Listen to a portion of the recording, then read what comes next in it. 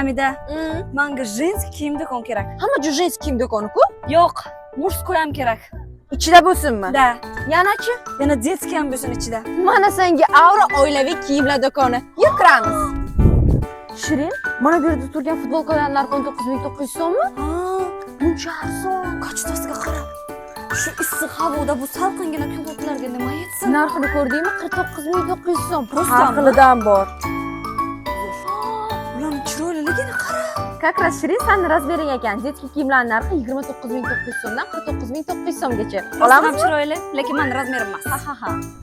Bunaqa narxda bu kiyimlarni sizlar faqatgina 31-may, 1 va 2-iyun kunlari skidkada olishlaringiz mumkin. Undan ham tashqari 31-may kuni Aura oilaviy kiyimlar do'konining 2-filialining ochilish marosimi bo'lib o'tadi. Ertalab soat 10:00 da ochilish mehmoni Amir Rustamxon va Yorqinxo'ja Umarov. Undan tashqari ochilishda biza va juda ham ko'plab blogerlar ham keladi. Barchalaringizni Aurani 2-filialida kutib qolamiz.